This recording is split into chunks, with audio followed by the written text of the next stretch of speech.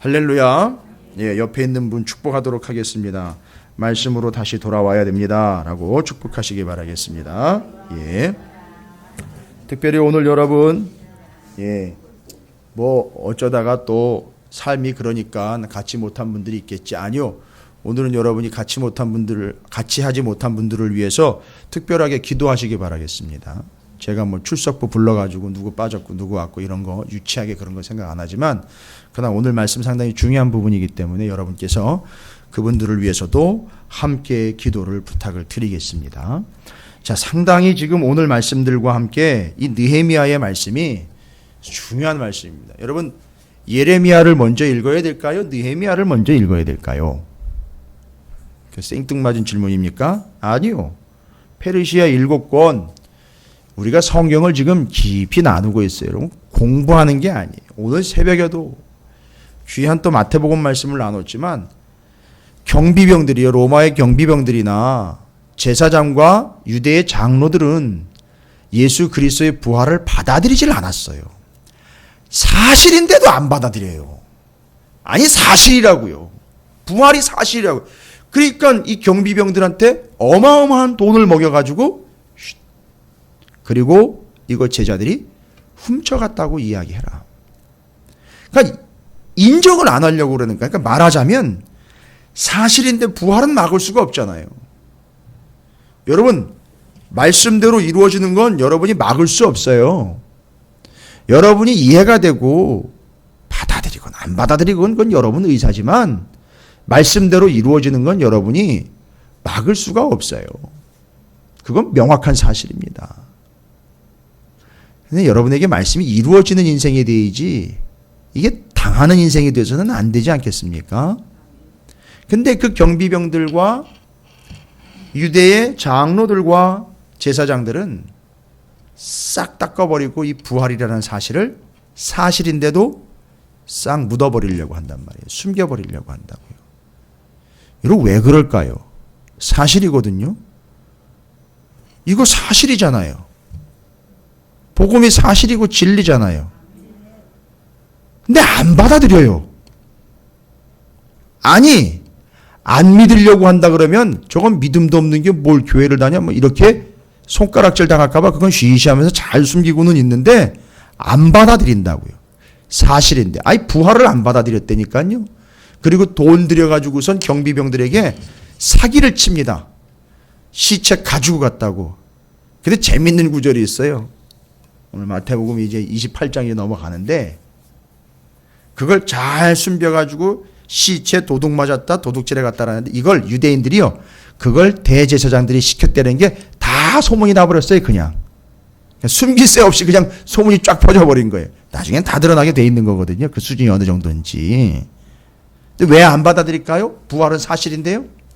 경비병들은요, 돈 먹고 쓱 닦아버렸어요. 돈이 좋긴 좋은가 봐요. 돈 때문에 싹 닦아버렸어요. 사실을 그냥 묵과해버립니다. 그리고 유대의 장로들과 제사장들은요, 부활을 막을 수는 없지만 이 소식이 전파되는 건 좀 막아보자, 이렇게 나왔잖아요. 이유가 뭘까요? 정확하게 뒤에 나와 있는 부분들과 연결할 필요도 없이 잘 생각을 해보세요. 이걸 사실로 받아들이면 어떻게 될까요? 예? 이걸 사실로 받아들이면, 부활이 사실이 돼버리면은요, 그걸 다 받아들이면 어떤 일이 발생될까요? 지금까지 살아온 대로 살 수가 없어요. 무슨 얘기인지 이해가 되십니까? 지금까지 내가 편하게 해왔던 걸 할 수가 없다고요. 부활이 사실이 돼버리면 어떤 일이 발생이 될까요? 목숨도 내놔야 돼요. 왜요? 부활할 거니까요. 이렇게 돼버려야 되니까요. 그러니까 예수님 죽고 난 다음에 예수님이 3일 만에 부활하시기 전에 십자가에 달려 돌아가시고 아예 죽고 난 다음에, 운명하시고 난 다음에는 어떤 분들이 아예 들러붙질 않느냐 하면, 예수님 살아계실 때에는 사두개인과 바리새인들이 함께 짝짝꿍이 돼가지고 들러붙었었어요. 그런데 예수님이 딱 돌아가셨다는 얘기를 듣는 순간 한 부류는 뛰어 떨어져 나갔어요. 그리고 바리새인과 제사장들이 또 한 짝이 됐었어요. 그러니까 누가 떨어진 거예요? 사두개인들이요. 왜요? 부활이 없다고 믿으니까요. 죽었으니까 끝났다는 거예요. 그러니까 그냥 날아가 버리는 거예요.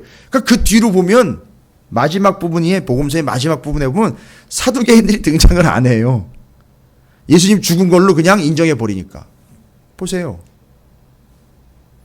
부활을 인정해 버리면 어떻게 된다고요? 사두개인들은요. 인생 끝나는 거 아닙니까? 정권 내려놔야 되잖아요.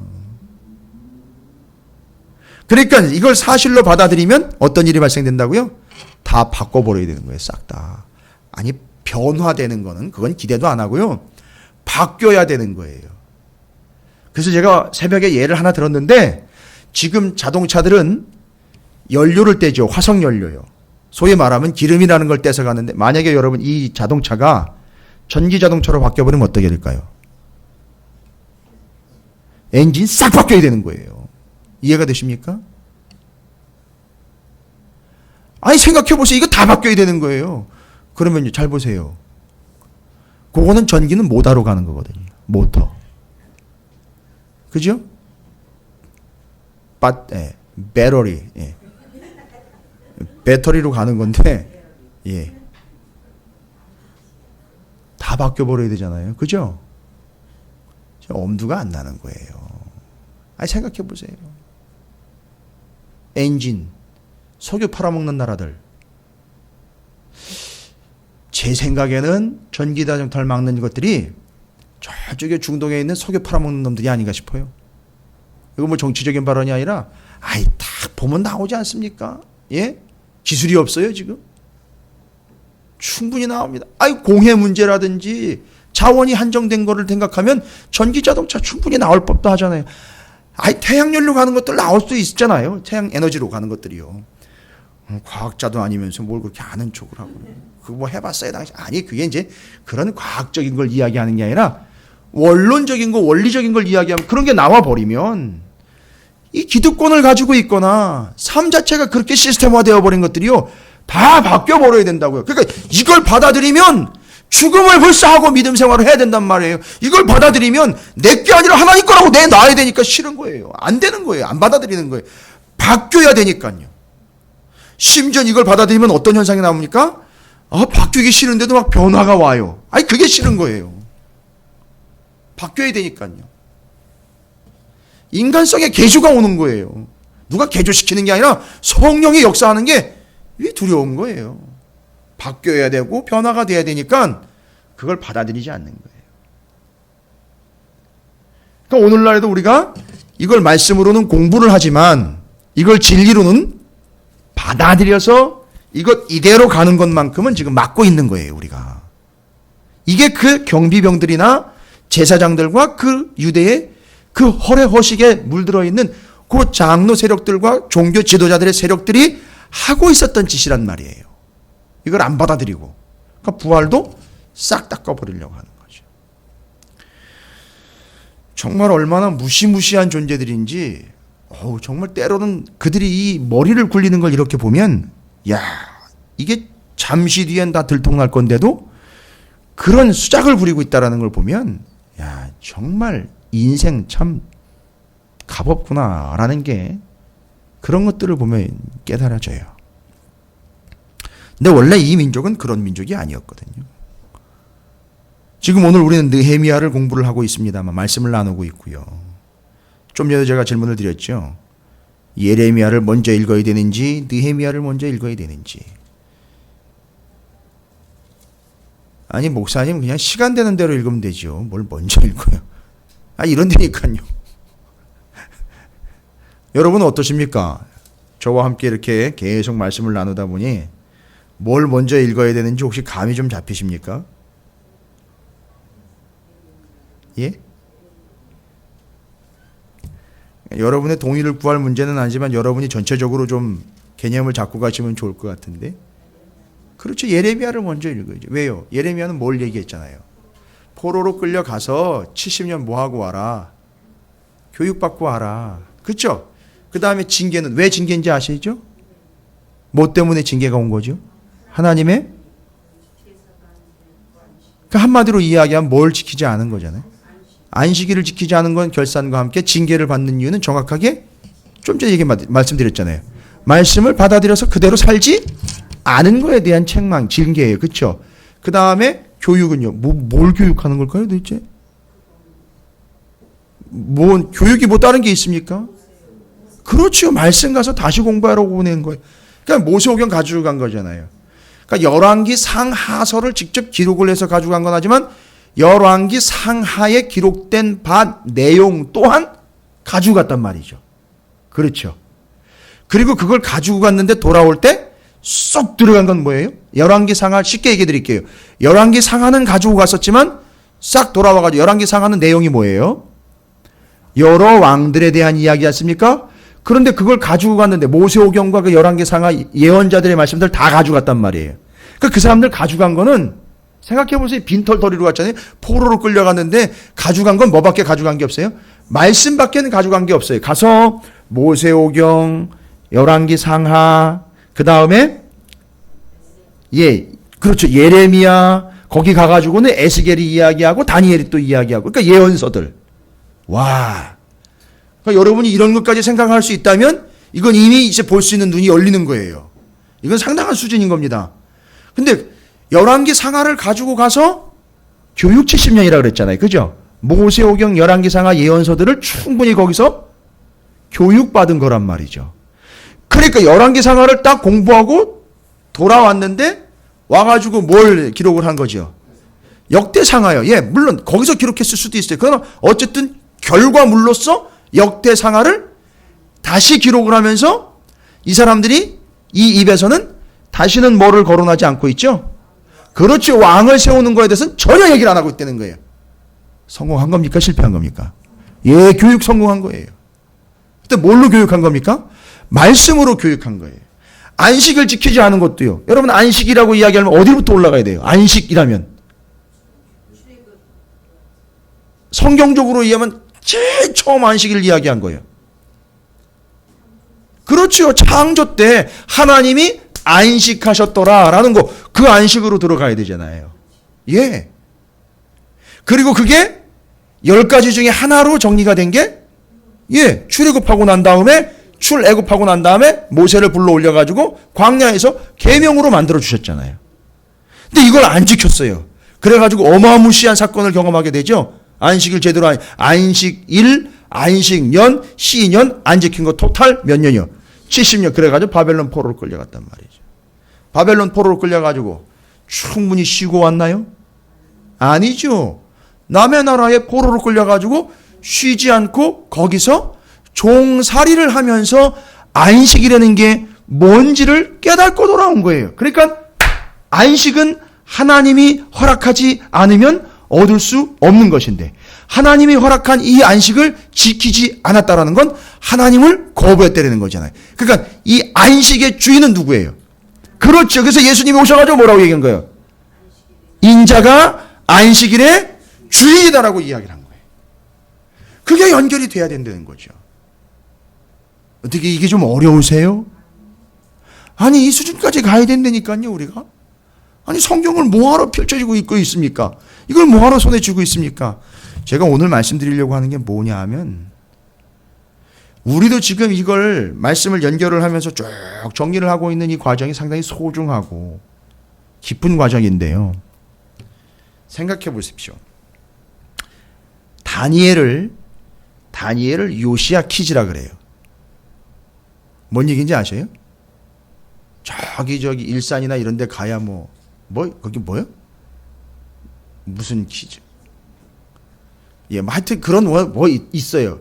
근데 생각해 보셔. 다니엘을 요시야 키즈라고 불러요. 이유가 뭘까요? 다니엘이 어디 있었다는 거죠? 그러니까 다니엘이 포로로 끌려간 그 백성들과 함께 가서 거기서 이스라엘 백성들에게 말씀을 예언을 한 사람이잖아요. 제국 변동이 이럴 것이다라고 마징가 제트를 보여줬잖아요. 그죠? 그렇죠. 요시야 왕이 성전에서 율법책, 이게 조금 이따 살펴볼 거예요. 율법책 발견했을 때 그 꼬맹이로 다니엘이 거기 있었던 거예요. 그 사람이 포로로 끌려간 땅에 같이 가서 그들을 어디 앞에 세우는 거죠? 말씀 앞에 세우는 거예요. 이 느헤미야는요, 말하자면 다니엘 키즈인 거예요. 정리가 되셔요? 이게 지금 성경이요, 아주 그냥 뭐 수류탄 파편조가 다 터져가지고 이것저것 여기저기 막 나가 있어요. 들은 것 많고 조합 안 되는 거는 막 뿔뿔이 흩어져가지고 이게 맞춰지지가 않고 있어요. 그리고 한 성경 59절에서 많으면 109절 정도 외웠다고, 요절 외웠다고, 성경을 많이 알고 있다는 거예요. 그럼 물어보면 그 순간 이야기도 모르고, 제사장 나라, 하나님 나라 얘기는 전혀 모르고, 감도 못 잡고. 제가 요즘에 청년들, 이렇게, 물론 통성경 학교를 통해서도 하지만, 청년들 수준을 이렇게 점검해 보려고 의도적으로 기회가 있을 때마다 툭툭 던져보는데, 심각해요. 정말 심각해요. 지금 성경이 말하고 있고 유대인이 이야기했던 것 성경대로라면 5살부터 20살까지거든요. 요거 승부 걸어야 되거든요. 요때. 근데 지금 5살부터 20살까지만 완벽하게 놓쳐버렸어요. 이 민족의 교회가. 이게 저 걱정이에요.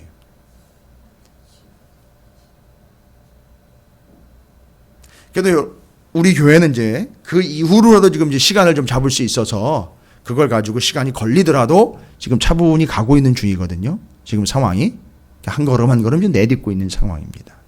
여러분께서도 이제 거기에 동의하고 계시지만 중요한 건 이 5살부터 20살까지 바로 이 분명한 개념들을 정확하게 우리가 좀 일러주고 가르쳐줘야 되는데 그러기 위해선 여러분께서 정확하게 알고 계셔야 되는 거잖아요. 지금 제가 왜 이런 이야기를 드리냐면 요시야 퀴즈, 다니엘 퀴즈 이런 얘기 드리는 이유는 그게 무시를 못하는 거예요. 그게 교육이라는 거거든요. 그게 바벨론에 끌려가지고 교육받고 온 사람들 느헤미야. 자, 교육을 어떻게 받았는지 70년 동안 교육의 성과 낸 이야기가 오늘 얘기예요.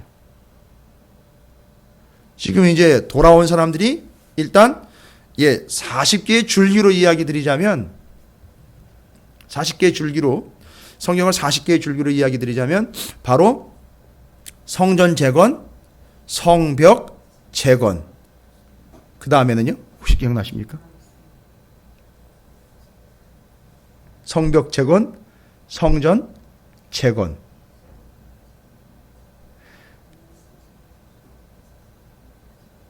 그 뒤가 이제 고백과 침묵이 돼버리는 거예요. 그죠? 이거 나중에 천천히 할게요. 근데 성벽 재건하고 성전 재건 먼저 하고 성벽 재건하고 난 다음 얘기가 오늘 느헤미야 8장의 얘기잖아요. 그죠? 이렇게 보면 성전도 재건했죠. 성벽도 재건했죠. 조금 그냥 할 만한 이야기로 하자면 할 건 다 했잖아요. 그죠? 성과를 내는 거에 있어서는 할 만한 건 다 했다라고 볼 수 있어요. 왜요? 무너졌던 건 다 이렇게 세워놨으니까요. 에스라가 왔었고 그 다음에 느헤미야가 와서 할 만한 부분들은 다 해놨어요. 이걸 보고 우리는 나 할 만큼 했다 이렇게 이야기할 수 있어요. 그 사람들 정말 할 만큼 했네, 잘했네요 이렇게 될 수 있잖아요. 그런데 이게 할 만큼 했습니다, 성과가 났습니다가 이게 아니라 오늘 내용을 보시면 그걸 이끌어갔던 느헤미야나 에스라가 이야기하는 게 아니고 백성들이 직접 얘기합니다. 이제 이 말하는 톤을 들어보시면 지도자들이나 느헤미야나 에스라가 이야기하지 않고 백성들이 얘기합니다. 뭐라고 얘기하는지 들어보세요. 성과를 냈다고요. 잘했습니다. 어느 정도는 잘했고 성과가 아주 좋았어요. 느헤미야라는 참 지도자가 잘 서서 잘 감당을 해냈습니다. 이와 같이 73절, 7장 73절부터 이와 같이 제사장들과 레위 사람들과 문지기들과 노래하는 자들과 백성 몇 명과 느디님 사람들과 온 이스라엘 자손이 다 자기들의 성읍에 거주하였느라. 왜 이게 가능했죠? 뭐를 완성했으니까요. 그렇죠. 성벽을 완성했으니까 자기 집에 편안하게 살 수 있게 되었더라. 이런 얘기예요. 그러면요, 이쯤 되면 어떻게 될까요? 이제 됐다. 이제 이 성 안에서 좀 누리고 할 만큼 했으니 좀 편안하게 신앙생활하면 되겠구나. 그렇죠? 이제 개척한 지 1년 반도 지났고 이제는 좀 편안하게 궁색하게 지금 우리 교회가 부족한 것도 별로 없는 것 같고 그냥 인원도 그렇게 많은 건 아니지만 적당하게 그렇게 세워져 갔으니 여기서 적당히만 하면 되겠구나 이럴 수 있지 않습니까? 근데 여러분 몇 년 동안 교육받고 왔다고요? 70년이요. 뭐 가지고요? 수준을 보세요. 7년 공부해도 이런 성과가 날 수 있을지는 모르겠어요. 70년 끌려가서 거기서 공부하고 돌아온 사람들, 말씀 가지고 공부하고 돌아온 사람들. 저는 이걸 이렇게 생각을 해요. 70년 동안 해외에 가서 전지훈련 받고 온 거예요. 말씀 가지고 유학하고 온 거예요. 뭐라고 얘기하는지 보세요. 8장 1절에 누가요? 이스라엘 자손이 자기들의 성읍에 거주하였더니 일곱째 달에 이르러. 왜 일곱째 달이라 그러냐면 이건 일곱째 달에 절기가 하나가 있어요. 무슨 절기냐면 초막절이요. 초막절. 초막절 절기가 있어요. 이때. 그 뒤에 나오는 게 8장 뒤에 나오는 절기 지킨 이야기가 바로 성일 지킨다는 게 그게 초막절 지킨 거예요. 여러분 초막절은 뭔지 아시죠? 초막절은 뭘 기념하기 위한 거였죠? 광야에서 텐트 치고 살았던 걸 잊지 말고 기억해라. 왜요? 그때의 고생을 잊지 말아라? 가 아니잖아요. 글로 나온 이유는 뭐예요? 하나님이 고통을 주려고 나온 게 아니라 뭐의 결과로 나온 거죠? 그렇죠. 하나님의 구원의 결과예요. 그러니까 구원받은 자들은 이 세상에서 어떤 삶을 살아가는 거예요? 천막 치고 살아가는 인생이라는 거예요. 그 구원을 그렇게 확인하고 기억하고 잊지 않도록 하는 거예요. 그게 성경에 나와 있잖아요. 레위기에 나와 있고요. 그것도 말씀대로 지킨 겁니다. 자, 그건 뒤에서 얘기 드리고요. 이 사람들이 이 사람들 수준 이제 어마어마합니다. 70년 교육받고 온 사람들이요. 그 일곱째 달에 이른 모든 백성이 일제히, 모든 백성이 일제히. 이거 쉬운 단어 아니거든요. 백성이요, 모든 백성이. 그러니까 예외가 있다 없다. 없고 일제히는요. 동시에. 모든 백성이 동시에 어디로 모여요? 수문 앞 광장에 모였어요. 아니 얘기를 한 게 아니라 자기들끼리 함께 얘기를 해가지고 다 모입시다 해가지고 자기네들끼리 모인 거라고요. 백성들끼리요.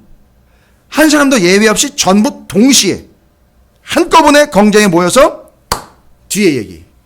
학사 에스라에게 여호와께서 이스라엘에게 명령하신 모세의 율법책을 가져오기를 청하매. 뭔 얘기예요? 뭐 오늘날 얘기로 할까요? 여러분 이제 신년도 맞이했고 또 새로운 한 해가 밝았으니 신년 축복 성회로 모이겠습니다. 부흥회 할 테니까 모이세요 라고 했는데 반도 안 모여요. 반이 뭡니까? 3분의 1만 모여도 잘 모이는 거죠. 아니 본인들 교회 집회인데도 안 모여요. 그런데 여기는요 100% 다 모였어요. 밥 먹고 모였는지는 뭐 간식 먹고 모였는지 모르겠지만 싹 다 동시에 한꺼번에 다 모였습니다. 그리고 뭐를 이야기하는 거예요? 에스라에게 율법책을 가져다가 우리에게 들려주십시오.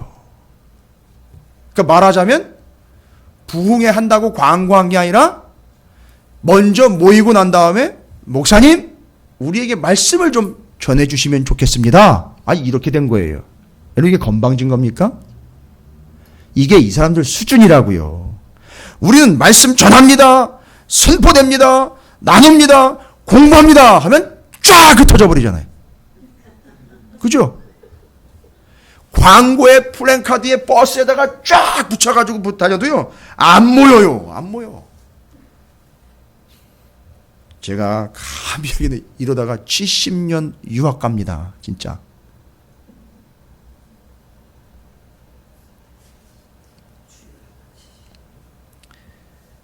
여기 히브리어로 아삽이라는 단어가 있는데요. 여기는 안 나와 있어요. 근데 8장 1절, 8장 13절 보세요. 8장 13절 이튿날 뭇 백성의 족장들과 제사장들과 레위 사람들이 율법의 말씀을 밝히 알고자 하여 학사 에스라에게 모였다 그랬죠. 모였다. 저 뒤로 가면 9장 1절에 또 모였다라고 나와 있죠. 여기 모여라는 말의 히브리어가 그 앞에 아삽이라는 단어를 넣어놨어요. 근데 이 아삽이라는 말은 스스로 자발적으로라는 뜻이에요. 그러니까 지금 이 사람들이 다 뭐로 모인 거예요? 누가 모이라 그런 게 아니 느헤미야가 모이라 그런 거 아니에요. 에스라가 모이라 그런 것도 아니에요. 근데 자발적으로 스스로 모여가지고선 이 일들이 지금 진행되고 있는 거예요. 이게 뭐의 효과다? 예, 70년 동안 충분히 뭐 앞에 서본 거죠? 말씀 앞에 섰던 거예요. 그러니까 70년 동안 이 이스라엘의 다니엘 키즈와 이 이스라엘의 포로로 끌려갔던 그 사람들이 70년 동안 뭐 가지고 있었던 거예요? 말씀 가지고 있었던 거예요. 이건 그 정도 수준이 아니면 이건 이렇게 될 수가 없어요. 역사상 이런 일이 없었어요. 아까도 제가 요시야 얘기 드렸죠? 요시야는 어떻게 됐습니까? 그렇죠. 성전 안에 있었던 율법책인 모세 오경을 어쩌다 발견을 했어요. 세상에나. 우리는 그걸 은혜라고 이야기를 해가지고 다 모였다라는 걸 의미를 두는데 율법책을 어떻게 하다가 발견했어요. 성전 청소하다가 발견했어요. 먼지 털다가 성경이네 이렇게 나온 거예요. 집에서 이사 가려고요. 집에서 이사 가려고 짐 정리하다가 성경책이 책꽂이 밑에서 나온 거예요. 그 순간 요시야 왕이 그 율법책을 들고 그 성전 앞으로 사람들을 다 모이라 그랬다고요. 그래서 모인 거예요. 그 열왕기 하의 내용은요. 근데 지금은요. 아니요. 누가 시킨 게 아니에요. 자기들이 스스로 모여서 하나님의 말씀을 받고자 한 거예요. 성벽도 둘러졌겠다. 편안하게 좀 이제는 누릴 법도 하잖아요. 와, 그런데 거기서 모인 이들이 에스라를 불러서 말씀을 요청하는 겁니다. 보시면 이제 그 다음이 계속 이어지지요. 일곱째 달 초하루 2절입니다. 제사장 에스라가 율법책을 가지고 회중 앞 곧 남자나 여자나 잘 보세요. 알아들을 만한 모든 사람 앞에 이르러. 이게 중요한 거야. 알아들을 만한. 알아들을 사람은 듣고 말 사람은 말하라가 아니라 이 사람들 수준이 다 알아들을 만한 수준이라는 거예요. 애건 어른이건. 그러니까 어떻게 된 겁니까 도대체. 애건 어른이건 다 70년 동안 충분히 말씀을 붙잡고 온 거예요. 어른은 계속해서. 그걸 붙잡은 어른은 또 아이들에게 계속 가르쳤고요. 그러니까 이걸 알아들을 만한 모든 사람들이에요. 제가 여기서 그냥 쿡 주저앉았어요. 알아들을 만한 사람들 앞에서. 알아들을 만한 사람들 앞에서. 이제 우리가 찾으시는 교회지 않습니까? 찾으시는 교회의 닉네임은 알아들을 만한 교회가 돼야 되지 않을까 싶어요. 예? 오늘날 민족의 교회가 이게 도통 이걸 닫아놓고는 알아듣지도 못할 뿐만 아니라 자기에게만 계속 하고 있으니 이건 답답하게 없는 노릇이 돼버렸으니 3절의 수문 앞 광장에서 이것도 기가 막힙니다. 새벽부터 정오까지 남자나 여자나 알아들을 만한 모든 사람 앞에 읽음에 그러니까 지금 도대체 몇 시간을 앉아 있는 거예요 이게. 새벽부터 정오까지 새벽 기도 때 왔는데 집에 안 가고요. 12시까지요. 그렇게 계속 뭐 하고 있는 거예요 지금? 말씀을 통독하고 있는 거예요. 목사님 이게 이상하다. 지금 목회 계획을 발표하시는 거예요? 아니, 목회 계획은 이미 당회 때 얘기 드렸고요. 지금 성경 얘기하는 거예요. 이게 성경에 나와 있는 얘기. 그리고 이제 쭉 보십시오. 얼마나 은혜스러운지 이 사람들이 하나님의 말씀을 읽어달라고 요청을 했잖아요. 그리고 그 말씀이 막 읽어지고 선포가 되는데 첫 번째 1절에서는 율법 가져오기를 부탁을 했지요. 요청을 했습니다. 두 번째는요. 3절에 보면 그 율법에 어떻게 했어요? 귀를 기울였어요. 계속 가볼까요? 5절 말씀에 보면 에스라가 모든 백성 위에 서서 그들의 목전에 책을 펴니 책을 펼 때에 모든 백성이 어떻게 했어요? 일어섰어요. 이건 뭔 얘기일까요? 이 말씀은 그냥 책이나 기록된 바가 아니라 하나님의 말씀이라는 것을 인정하는 거예요. 그래서 그 위에서 앞에서 어떻게 감히 앉아 있느냐고 쓰는 거예요. 서서 받는 거예요. 그 다음에는요. 5절에 계속 보면 6절로 넘어갑니다. 에스라가 위대하신 하나님 여호와를 송축하며 모든 백성이 손을 들고 어떻게 되는 거죠? 아멘, 아멘 하고 응답하고 몸을 굽혀서 얼굴을 땅에 대고 여호와께 경배했다. 이게 지금 다 뭐 앞에서 이루어지는 현상들이에요? 말씀 앞에서요.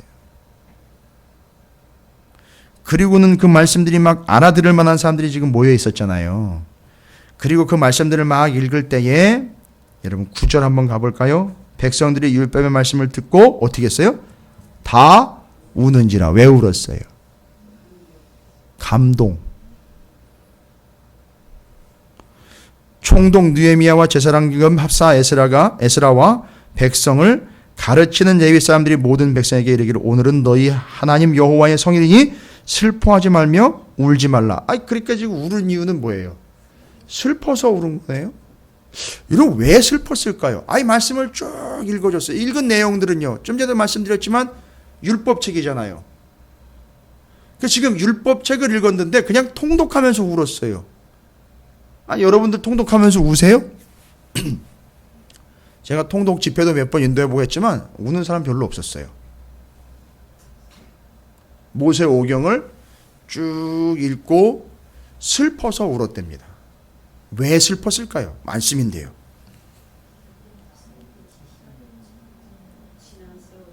예, 그냥 감정에 북받친 게 아니라 포로기 70년, 왕정시대 500년, 그 전에 사사시대, 그 전에 광야 40년, 애굽에서의 400년, 이게 다 정리가 된 거예요, 이 사람들은.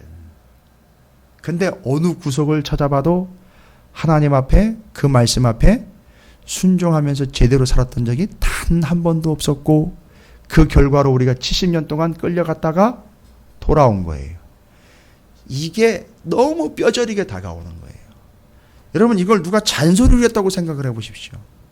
안 들어요. 그런데 말씀 앞에 서서 쫙 돌아보니까 쫙 정리가 되는 거예요. 막 우리가 그런 놈들이었구나. 우리가 그런 인간들이었구나. 이게 딱 정리가 되는 거예요. 여러분, 그러니까 지금 이 사람들은 이제 요 개념으로 정리를 하자면 예루살렘으로 돌아왔지만 실질적으로 본질적 내용을 보면 어디로 돌아온 거예요? 뭘로 돌아온 거죠? 말씀으로 돌아온 거예요. 이게 오늘 우리가 잡아야 될 키포인트입니다. 교회로 돌아오는 것도 아니에요. 냉정하게 이야기하면 교회로 돌아온다? 글쎄요. 돌아왔다가 또 신발 바꿔 신으면 그만이잖아요. 그럼 어디로 돌아와야 되는 거죠? 말씀으로 돌아와야 되는 거예요. 말씀으로. 그러니까 교회를 잘 선택을 해야 하는 이유는 바로 여기 있는 거잖아요. 어디로 돌아가야 되니까요? 말씀으로 돌아가야 되니까 제대로 된 말씀으로 돌아가야 되는 거 아닙니까? 그 다음에 중요한 게 뭐냐면 그 뒤에 9절에 백성이 율법의 말씀을 듣고 다 우는지라 총독 느헤미야와 제사장경 학사 에스라와 백성을 뭐 하는 사람들이죠? 가르치는 레위 사람들이 모든 백성에게 이르기를 오늘은 너희 하나. 또 중요한 게 뭐냐면 아무리 이 백성이 말씀 앞에 서도요, 더 중요한 건 누가 필요하다는 거죠? 말씀을 느헤미야나 에스라나 제사장들처럼 뭐 하는 사람이 반드시 필요하다는 거죠. 가르치는데 제대로 가르치는 사람들이 필요하다는 거예요. 아니, 제가 제대로 가르친다는 얘기를 하려고 하는 게 아니에요. 명확하게 여러분이 핵심적으로 잡아야 되는 건 말씀으로 돌아가야지 진짜 이제 회복된 삶인데, 그런데 어디로 돌아가야 되냐? 말씀으로 돌아가야 되는데 오늘날에는요, 반드시 필요한 게 그 말씀을 제대로 가르치는 교회로 돌아가야 된다는 걸 이야기하는 거예요. 제대로 가르치는 자가 있는 곳으로 가야 된다는 거예요. 아주 중요한 겁니다. 말씀으로 돌아오되 어디로 돌아와야 되느냐면 말씀을 제대로 가르치는 데예요. 영상훈련 프로그램이 훌륭한데 이런 데 말고요. 상담 잘하는데 이런 데 말고요. 구제 잘하는데 이런 데 말고요. 아니 1차적으로 말씀을 제대로 가르치는 곳으로 돌아와야 된다는 거예요. 그래서 교회도 아니라는 거예요. 교회라는 이름이 이걸 다 커버해 주는 건 아니에요. 그러니까 정말로 중요한 거예요. 제가 어제 오늘 이틀간 또 많은 목사님들과 이렇게 얘기도 나누고 또 우리 민족교회의 현실들을 초교파적으로 모이다 보니까 많은 이야기들을 나누는데 목사님 딸인데 한 분 목사님이 딸이 여기 왕십리 그 근처에 산대요. 아직도 교회를 못 정했대요. 시골에서 올라왔는데. 그래서 저희 교회를 물어보시더라고요. 일단 홈페이지를 들어가서 살펴보시고 그 다음에 제안을 하시라고 그렇게 얘기를 했어요. 지금 그 목사님도 고민하는 부분이 뭐냐면 자기 딸이지만 아무 교회나 아무 데나 보낼 수 없다는 거 아닙니까? 근데 그 딸도 어느 정도 수준이 있는지 말씀 때문에 여기저기 교회를 지금 찾아다니고는 있다고 그런 얘기를 해요. 예, 물론 이제 그 정도의 열정도 좀 있어야 되겠죠. 우리가 정말로 필요한 이 오늘 본문의 말씀이 우리에게 이야기하는 것, 우리가 어디로 돌아가야 되는 거냐? 이제는 말씀으로 돌아가야 된다는 거예요. 1517년에 종교개혁이 일어났었어요. 그죠? 그 마틴 루터가 95개조의 반박문을 내걸고 독일어로 성경을 번역을 했어요.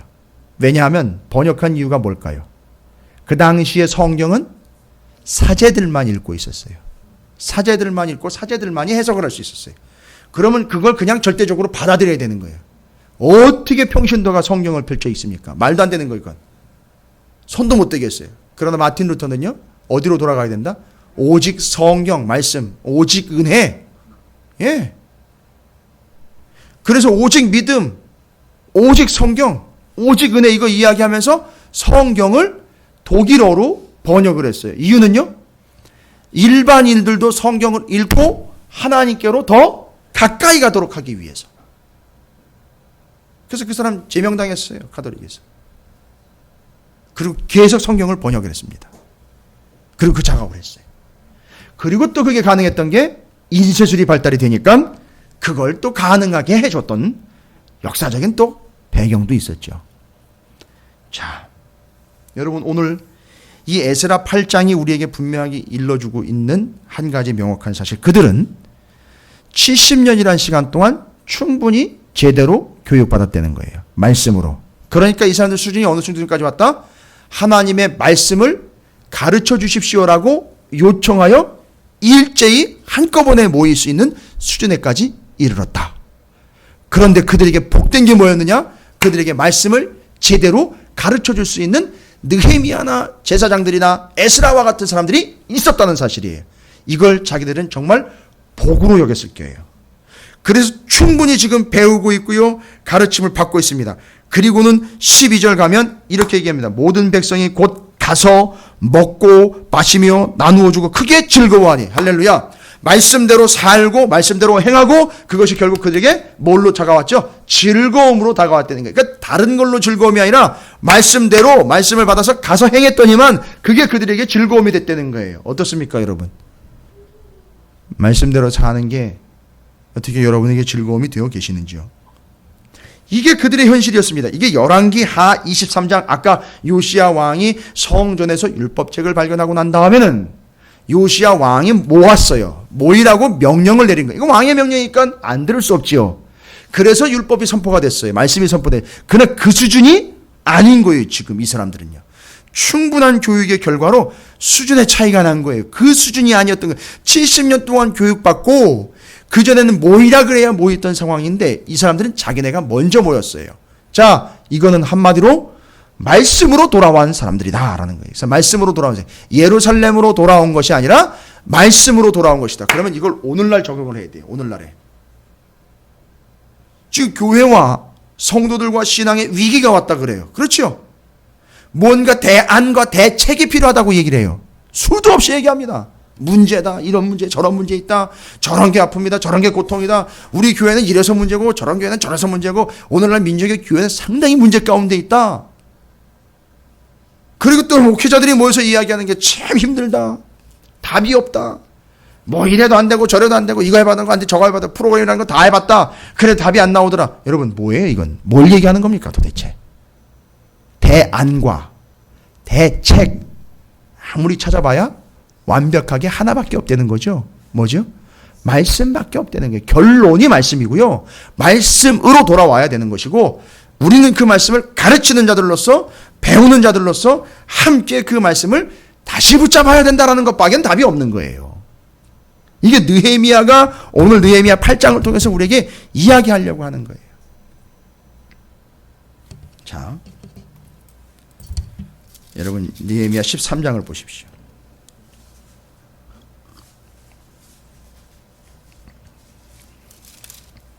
느헤미야 13장에 보면 잘 보시면은요, 느헤미야의 개혁이라고 나와 있어요. 여러분 이제부터는 여러분이 매의 눈으로 이제 보십시오. 8장 이후로부터 13장 갈 때까지 여러분이 본질이 회복됐어요. 이 이스라엘 공동체의 본질이 회복됐다고요. 그 말씀으로 돌아와 말씀을 붙잡고 살게 된 이들에게 어떤 변화가 왔는지 이제 보십시오. 13장 15절입니다. 이건 물론 개혁의 내용이지만 개혁이라는 걸 위하여 개혁이 필요했던 상황을 이제 얘기를 조건을 제시하고 있는데, 이건 예전에 제가 한번 얘기 말씀드린 거예요. 13장 15절에 그때에 내가 본즉 유다에서 어떤 사람이 안식일에 술투를 받고 곡식단을 나귀에 실어 운반하며 포도주와 포도와 무화과와 여러 가지 짐을 지고 안식일에 예루살렘에 들어와서 음식물을 팔기로 그날에 내가 경계하였고.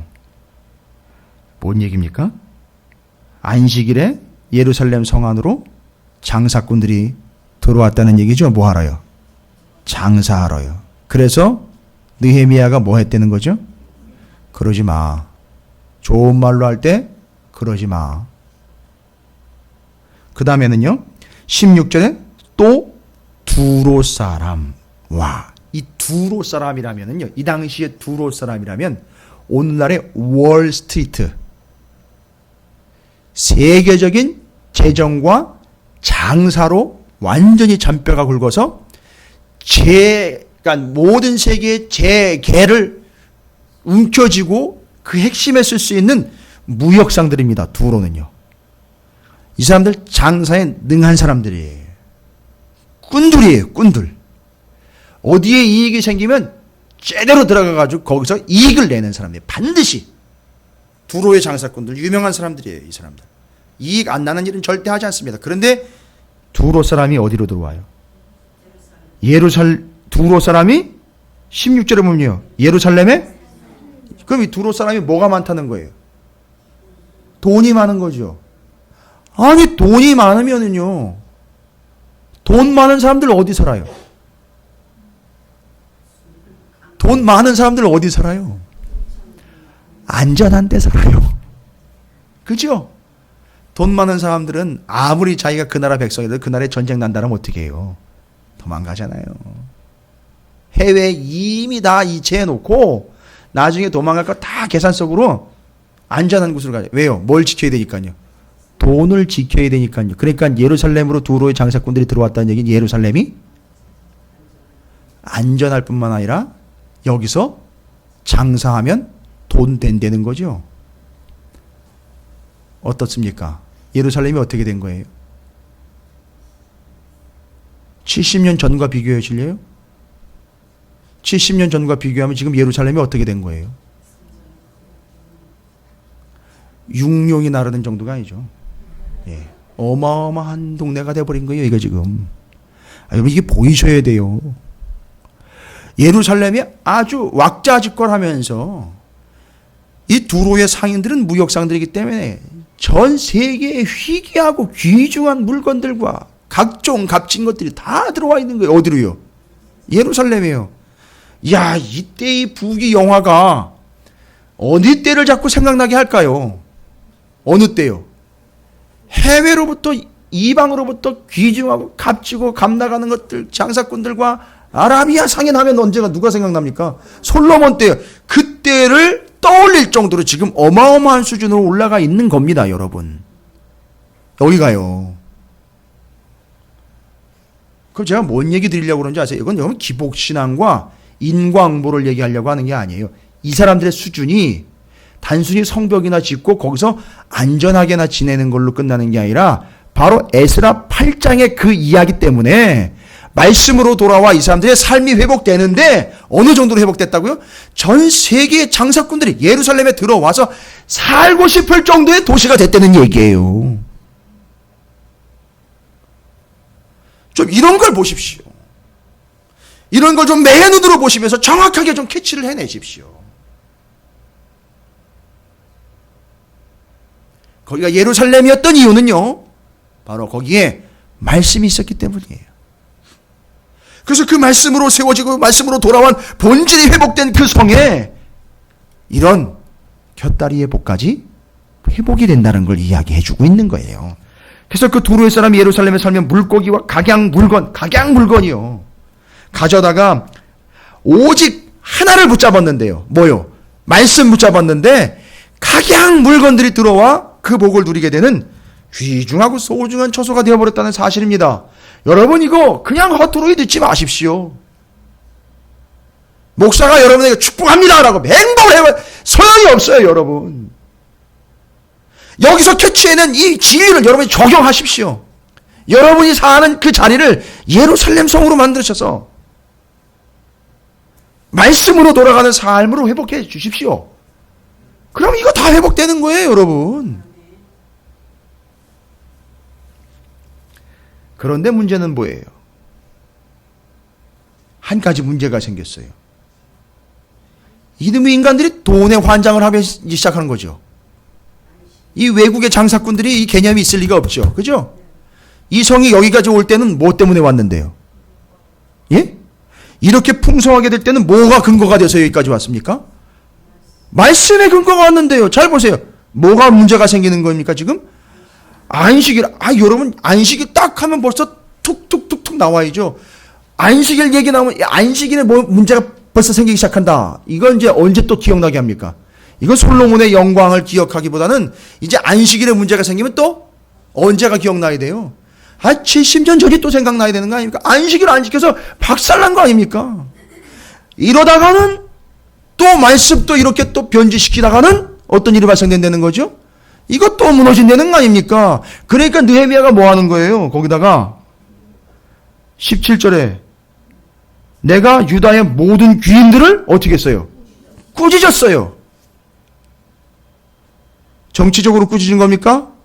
느헤미야가 뭘 어떻게 꾸짖었을까요, 여러분? 여러분, 좀 이제는 앞에 있는 8장, 그 전에 70년 전 이야기, 창조로부터 시작된 안식일의 주인 이야기까지 다 여러분이 이제 정리가 됐으니까 좀 멋있게 좀 얘기 좀 한번 해보세요. 정리해서.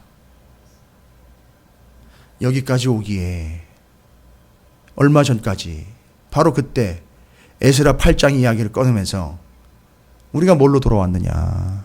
말씀으로 돌아오지 않았느냐? 그 이후로부터 지금까지 얼마나 많은 하나님의 축복과 복을 지금 우리가 누리고 있느냐? 이게 다 뭐 때문이냐? 말씀의 회복 때문 아니냐? 근데 니들이 지금 무슨 짓을 하고 있느냐? 말씀을 다시 어기고 있는 거 아니냐? 정신 차려. 또 망하고 싶어? 정신 차리라고. 왜 삶이 여전히 거기서 머물고 있는 줄 알겠어? 왜 여전히 우리에게 위협이 오고 있는 줄 알겠어? 왜 우리에게 이렇게 지금 하나님 복을 주시는지 그 이유를 모르겠어? 느헤미야가 이야기를 하면서 보세요. 어찌 이 악을 행하여 안식일을 범하느냐? 말씀을 범하느냐? 너희 조상들 이거예요 벌써. 너희 조상들. 이러면 이거 누구 얘기한 거예요? 안식일을 안 지켰던 사람 누구예요? 성경적으로 보십시오. 시대적으로 볼까요? 그러면 왕정시대 때 그 사람들이요. 사사시대 때 그 사람들이잖아요. 여호수아 이후로 왕정 닫을 때까지 그 숱한 그 조상들, 그들이 뭐 했기 때문에? 안식일 지키지 않았기 때문에 그 얘기하는 거예요. 여러분, 이게 조상 탓하는 거 아니죠? 아주 리얼하게 꼬집고 있는 거죠. 너희 조상들이 이같이 행하지 아니야. 그래서 우리 하나님이 이 모든 재앙을 우리와 이 성읍에 내리신 것이 아니냐. 그럼에도 불구하고 너희가 안식일을 범하여 진노가 이스라엘에게 더욱 심하게 임하도록 하는도다. 그리고는 19절 보세요. 안식일 전 예루살렘 성문이 어두워갈 때 내가 성문을 닫고 안식일이 지나기 전에는 열지 말라고. 와, 대단한 사람입니다, 이 사람. 예? 여러분, 이게 이해가 되세요?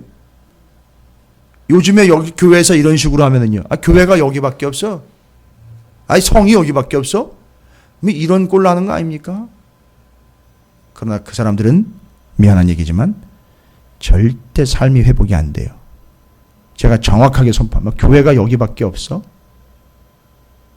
이따위 이야기로 삶을 계속 점철시켜가는 사람들 인생은 예루살렘 성에서 추방된 사람이나 다를 바 없는 거예요. 잘 보십시오. 느헤미야가 아예 문을 걸어 잠궜어요. 그리고 안식일 지키려는 거예요. 말씀대로 살려는 거예요. 20절 보세요. 장사꾼들이요. 무슨 짓을 하는지 보십시오. 문 잠갔죠? 그렇죠. 예루살렘에 안식일에 문 잠갔죠. 그런데 뭐예요?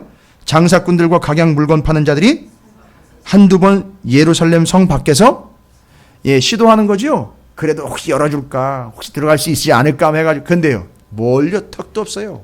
어림도 없습니다. 절대 못 들어와. 어디 안식일을 범하려고 그래. 어디 하나님의 말씀이 어떤 의미인데 니들이 이따위로 지금 대하고 있어. 딱 걸어 잠그고 들어오지 못하게 만들어버린 거예요. 여러분, 되는 이유가 있었네요. 느헤미야가 왜 이렇게 이스라엘 백성들에게 신임을 받고 그가 그렇게 대적들로부터도 안전하게 성을 지킬 수 있었고 심지어 그 크지 않은 성 안에 어마어마한 축복이 임한 이유가 뭐였는지 여러분 확인하셨습니까? 예, 우리는 대안이 다른 대안이 없어요. 대안은 오늘날의 대안과 대책은요 딱 하나예요. 뭐지요? 말씀밖에 없어요. 여러분 제발 가시채를 뒷발질하지 마십시오. 자꾸 다른 거 얘기하지 마세요. 다른 거 가지고 비교하지 마세요. 다른 교회랑 비교하지도 마세요. 다른 사람이랑 자꾸 비교하고 평가하지 마세요. 나는 어떤가? 지금 우리 교회가 뭘 하고 있는가? 지금 우리가 뭘 해야 되는가를 정확하게 느헤미야 8장을 통해서 정리 좀 하세요. 대안과 대책은 없어요. 딱 하나밖에 없습니다. 말씀이에요. 우리는 어디로 돌아가야 되는 겁니까? 말씀으로 돌아가야 되는 거예요. 그리고 그 말씀을 가르치는 자가 분명히 있어야 돼요. 정확하고 느헤미야나 에스라와 그 제사장들처럼 정확하고 제대로 가르치는 자가 반드시 필요한 시대에 와 있어요. 그리고 이 책은 그렇게 가르침을 받고 깨달아야 하는 책이라는 걸 여러분 잊지 마십시오. 그냥 들고 다니는 책이 아니에요. 이건 반드시 배워서 깨달아야 하는 책이에요. 알아내셔야 되는 거예요. 이 책의 소중함을 느끼시기 바라겠습니다. 끝으로 아까도 말씀드렸지만 1절, 3절, 5절, 6절, 9절, 11절, 12, 13, 17절에 히브리어로 콜이라는 단어가 있어요. 콜. 그건 뭐냐면 예외 없이 모든 사람이라는 얘기예요. 어리건 연세가 있건 어느 누구건 남자건 여자건 어느 누구건 예외 없이 다 하나님의 말씀으로 돌아와야 한다 라는 걸 말씀하고 있는 거예요.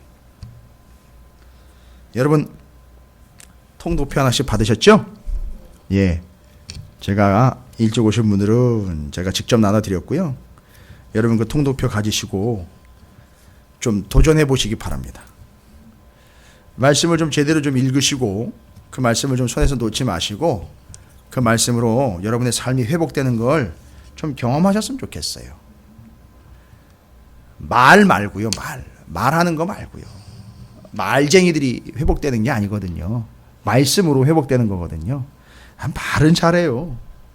말씀 몇 구절 막 듣고 정리된 게 있다 보니까 말은 잘하는데 말씀이 회복이 안 돼요. 말씀. 그래서 여러분이 그 말씀 회복하는데 좀 올 한 해는 결단도 하시고 각오도 하시고 주일날 오후에 제가 지금 스텝 그 정리하는 부분들을 같이 좀 잘 정리하세요. 그 순간 이야기부터 제사장 나라, 하나님 나라. 근데 기억나세요? 성경책은 얇은 책이다. 소리내서 읽을 책이다. 1년에 10번 들을 책이다. 하나님의 마음이 담긴 책이다. 그죠? 그리고 개인 가정, 나라 이야기가 담겨 있어요. 그리스도인의 영성 기억나십니까? 예, 기록된 바 계시의 책인 성경을 통해서 하나님을 알고 하나님의 일을 기록된 예수를 믿는 거고요. 예수님처럼 순종하는 거 아닙니까? 그렇죠. 그리고 30배, 60배, 100배의 기적을 체험하는 거 아닙니까? 그렇죠. 오직 하나님께 영광 돌려 알, 믿, 순체, 영성 잊지 마십시오. 하나님 나라 알아가려고 7가지 질문 가지고 지금 계속 하고 있잖아요. 그렇죠? 여러분 제가 왜 죄송합니다. 이 표현이 왜 이 짓을 하고 있는지 아시겠어요? 왜? 여러분에게 이거 한 건 충분히 가지고 가실 수 있도록 제가 도와드리고 있는 거예요. 미안한 얘기지만 여러분 아니면 다른 사람에게 갈 거예요. 오늘 내가 아니면 분명히 다른 누군가에게 분명히 갈 거예요. 이 본질을 이해하고 예루살렘 성 안에서 말씀을 가르쳐 주십시오라고 요청한 사람들에게 분명히 갈 거란 말이에요. 여러분이 저한테 요청하실 건 그거예요. 그리고 제가 해야 될 건 제대로 정확하게 가르치는 자가 돼야 되는 거예요, 저는. 그럼 여기가 회복된 예루살렘 성이 되겠죠. 여기서 여러분은 그 말씀으로 회복을 경험하시게 되겠죠. 예. 우린 다른 것으로가 아닙니다. 말씀으로 돌아가는 자가 돼야 됩니다. 잊지 마시고. 제가 말씀을 전하는 바로 그 순간순간마다 여러분에게 뭐 예레미야를 먼저 읽어야 되느냐, 느헤미야를 먼저 읽어야 되느냐. 그럼 예레미야 먼저 읽으시고, 느헤미야. 그래서 읽고 난 다음에 여기다 표시하세요. 지금 느헤미야 계속 읽어왔으니까 계속 읽은 대로 또 표시하세요. 새벽에 오신 분들은 마태복음 쭉 읽고 또 표시하세요. 주일날이요. 지금 우리가 사사기 끝나고 룻기 끝나고 사무엘상하까지 오죠. 그거 다 읽으시고 표시하세요. 그렇게 해서 하나씩 차근차근히 정리해 나가시고 여기다 표시하셔서 올해가 가면 여기가 꽉 차가지고 어떻게 제가 거둘까요? 잘 보관하셔서 계속 가지고 다니시기 바랍니다. 이거 다 꺼내보시죠. 그 뒤편에 아까 제가 이야기 드린 성경은 얇은 책이다. 나와 있죠? 여기 나와 있어요. 성경은 소리내서 읽을 책이다. 1년에 10번 들을 책이다. 성경 하나의 마음이 담긴 책이다. 성경 개인, 가정, 나라 이야기를 통해 통으로 담은 책이다. 여기 다 나와 있어요. 뒤에, 맨 뒤편에. 기록되어 있죠? 예. 이거 허투루 다루지 마십시오. 이거 개당 500원씩이에요. 제가 사서 여러분에게 선물로 드린 거예요. 제가 예전에 드린 말씀이 있기 때문에. 이거 함부로 낭비할 게 아닙니다. 그럼 뭐 교인들이 알아서 가져가십시오. 이거 절대 저 그렇게 안 할 거예요. 안 읽을 분들은 가져가지 마세요. 차라리. 읽을 분들을 위해서.